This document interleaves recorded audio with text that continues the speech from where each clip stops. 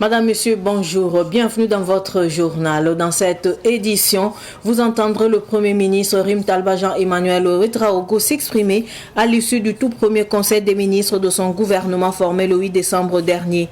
Dans sa déclaration, il présente les orientations et instructions données par le chef de l'État, le capitaine Ibrahim Traoré, pour l'année 2025, à suivre au début de ce journal. Procès des 3 milliards de francs CFA détournés au ministère de l'Action humanitaire, Hamidou Tienian et les co-accusés implorent la clémence du tribunal. On en parle dans un instant. Je le disais tantôt, à l'issue du conseil des ministres d'hier, le nouveau chef du gouvernement a fait une déclaration. Rim Talba Jean-Emmanuel Ouedraogo a présenté 3 grandes priorités. Voici son intervention. Le premier point, c'est l'accélération. Et le chef de l'État a donné des instructions afin que la mise en œuvre des différentes politiques et des différentes actions connaissent une accélération significative au cours de cette année 2025 afin d'apporter des réponses pertinentes aux attentes légitimes des populations, de nos concitoyens des villes et des campagnes, des populations déplacées internes et surtout accompagner la réinstallation des populations. Cette accélération donc doit se mener à tous les niveaux et chaque département ministériel doit s'atteler à faire en sorte donc que nous puissions donc passer à un autre rythme de mise en œuvre des différentes politiques et des différentes actions. La deuxième instruction concerne les questions de lutte contre la corruption et de lutte contre les mauvaises pratiques dans l'administration. La dernière actualité, notamment ce procès qui tient le public burkinabé en haleine, est assez révélateur des insuffisances de notre administration et surtout de la nécessité de resserrer les mailles dans la lutte contre la corruption et les mauvaises pratiques dans l'administration afin de s'assurer véritablement d'assainir cette administration afin qu'elle soit en phase avec la dynamique actuelle. La troisième instruction est la question de la rationalisation. Parce que pour 2025, il faut que pour notre gouvernement et surtout pour la nouvelle équipe gouvernementale, qu'on mette fin à un certain nombre d'activités qui ont un caractère routinier et qui ont un faible impact, ou plutôt qui n'ont pratiquement pas d'impact sur la vie de nos concitoyens, mais surtout orienter les ressources vers la mise en œuvre d'actions à fort impact, des actions de rupture et éviter donc ces actions routinières qui sont budgétivores et sans réel impact sur nos concitoyens. Vers l'amnistie et la grâce présidentielle pour les acteurs du coup d'État de 16 et 17 septembre 2015. Le gouvernement a adopté hier en Conseil des ministres un projet de loi dans ce sens en évoquant l'engagement patriotique de certains détenus. La synthèse de Issa Oumarati. Un projet de loi portant amnistie et conditions d'octroi de la grâce amnistiante relativement aux événements des 16 et 17 septembre 2015 adopté en Conseil des ministres. Une décision pour prendre en compte, selon le ministre de la Justice, Edasso Rodrigue Baella, le bon comportement de certains détenus, leur engagement patriotique dans la reconquête du territoire et leur volonté et intérêt à être déployés sur le théâtre des opérations. Le Conseil a aussi adopté un rapport relatif au statut particulier de la Chambre de commerce et d'industrie du Burkina Faso. Cela permettra, selon le ministre du Commerce Serge Foda, de recadrer les missions de la CCIBF et de déployer ses ressources dans le développement du commerce, de l'industrie et des services. Le ministre des Mines, Yacouba Zabré Gouba, a souligné pour sa part que les 5 décrets adoptés au titre de son ministère vont parachever la structuration du secteur minier au Burkina Faso. C'est là à travers l'amélioration des activités de coulée, de pesée, de colisage, de transport et de contrôle des quantités d'or. Parlons à présent du procès des 3 milliards de francs CFA détournés au ministère de l'Action humanitaire. Hamidou Tienian demande la clémence du tribunal. Il souhaite être mis en liberté, condition qui lui permettrait de rembourser les fonds détournés. Les autres prévenus ont également demandé pardon. Le résumé de l'audience d'hier avec Latif Abraham Ouedraogo. Le verdict du procès sur le détournement de 3 milliards au ministère en charge de l'action humanitaire est attendu le 24 décembre prochain. À l'audience d'hier, le parquet a requis 30 ans d'emprisonnement ferme et une amende de 13 milliards contre Hamidou Tian. Au prévenu Salif Ouedraogo, 20 ans de prison et une amende de plus de 300 millions de francs CFA. Pour Philippe Bayoulou, le parquet a requis 11 ans de prison ferme et une amende de 170 millions de francs CFA. Concernant Petroni Tarpaga, 15 ans d'emprisonnement et une amende de plus de 200 millions. La déchéance de sa décoration et un mandat de dépôt.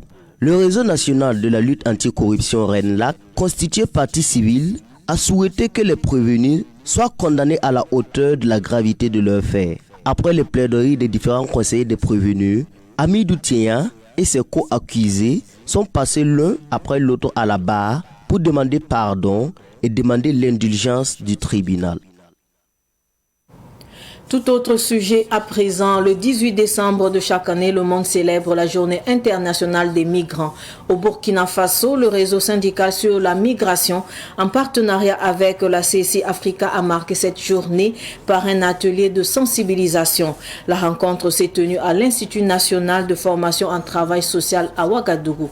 Le compte rendu de Sibline Onkelsé. Cet atelier de sensibilisation marquant la célébration de la Journée internationale des migrants au Burkina Faso a eu pour thème contribuer à une meilleure gouvernance des migrants de main-d'œuvre et à la protection des droits des travailleurs migrants grâce à un meilleur dialogue social, à la coopération syndicale et à des actions de plaidoyer.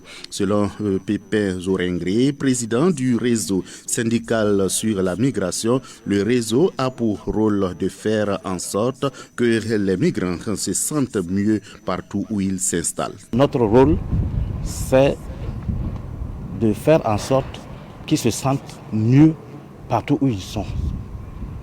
En ce sens, et avec leur famille, bien sûr. Il ne faut pas qu'ils soient lésés par leur employeur. Parce que nous sommes un réseau syndical.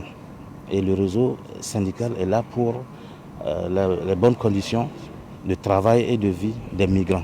Ils sont un peu représentés un peu partout, dans presque toutes les couches sociales. Il y a au niveau de la fonction publique. Au Burkina Faso, il y a des migrants réguliers et des migrants clandestins avec un nombre indéterminé.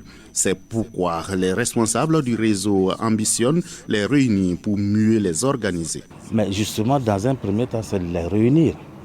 Et il faut qu'ils acceptent de répondre à l'appel qu'on leur fait. Et ensuite, on va les organiser. Et en les organisant, on va connaître leur nom. Pour Abdoul Karim Ouedraogo, coordonnateur du programme de syndicalisation de conventions collectives au niveau de CSI Afrique, la migration est un phénomène qui doit être encadré. Rien qu'au Burkina, on avait à un moment au moins 2 millions de Burkinabés qui étaient déplacés internes suite à l'insécurité. Donc c'est un phénomène qui doit être encadré, régulé, pour que les gens puissent migrer à leur choix. Et même ceux qui migrent par force, qu'on puisse trouver des conditions pour pouvoir respecter leur dignité, les permettre de bien travailler, les permettre de bien vivre. D'où la promotion des droits des travailleurs migrants, qui est la mission principale de la CSI Afrique. Et nous essayons de mettre ça en pratique dans tous les pays à travers les syndicats des différents pays membres de la CSI Afrique. Cet atelier de sensibilisation a regroupé des acteurs de la migration et des journalistes.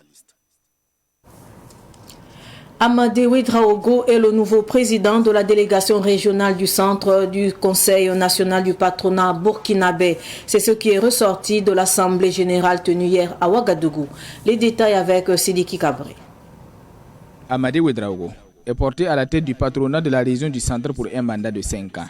Il a autour de lui un bureau exécutif de 34 membres, 2 membres d'honneur, une conseillère spéciale et un conseiller spécial Boubacar Zida Dissidnaba, PDG de Savane Média. Il place son mandat sous le signe de l'innovation et du travail. L'initiative pour le nouvel bureau, c'est de voir ensemble avec tous les opérateurs économiques pour que les premières nécessités concernant les produits alimentaires puissent être vraiment à bon prix dans l'ensemble du territoire. Mais en comment faisant cela, en essayant de créer des industries qui permettront de pouvoir vraiment faciliter la vie quotidienne de la population. Les autorités administratives, quant à eux, ont souhaité plein succès au patronat et surtout qu'ils placent le mandat sous le signe de la paix. Je prends la parole à cette tribune pour dire merci au bureau du patronat national d'abord et par là dire nos félicitations au bureau régional du patronat et leur souhaiter un très bon mandat. La commune de Ouagadougou est prête à la recevoir et à les accompagner. Débuté en juillet 2024, la mise en place des conseils régionaux du patronat burkinabé s'achève ce jour par la région du centre. Ce processus s'inscrit dans la dynamisation et l'autonomisation du patronat afin d'en faire une institution de proximité au service de l'économie nationale, a indiqué Dr Mohamed Compaoré, le représentant de El Hadj Amidou Ouedraogo dit Amir Karo, vice-président chargé des régions. Désormais, les entreprises individuelles peuvent adhérer au Conseil national du patronat burkinabé. L'annonce a été faite au cours de la cérémonie. Avant de clore ce journal, Vital et Precious Gold International, de nouveau venus dans le secteur de l'or et des hydrocarbures au Burkina Faso. Les dites sociétés ont été présentées à la presse le samedi dernier à Ouagadougou. Sybline Kelsey, reportage. Precious Gold International interviendra dans l'exploitation et la transformation de l'or, tandis que Vital Pétrole se concentrera sur l'exploitation et la distribution du pétrole ainsi que de ses produits dérivés. Ces deux sociétés, issues d'un même groupe, déclarent avoir joué leur partition dans le renforcement de l'économie burkinabé. Les entreprises, c'est-à-dire Vital Pétrole, intervient dans le transport et la vente achat de produits pétroliers et dérivés. Et Precious Gold intervient dans l'achat, vente et exploitation de l'or au Burkina Faso.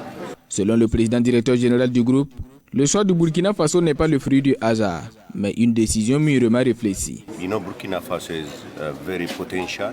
Le Burkina Faso a une potentiel que vous tous vous connaissez dans le domaine minier. Et ensuite, ce qui même les a motivés, c'est le fait d'avoir un président qui regarde que les Africains et le président Ibrahim Traoré. À cause de cela, ils sont motivés pour investir quel qu'en soit le prix au Burkina Faso. So we heard that and we came here to invest.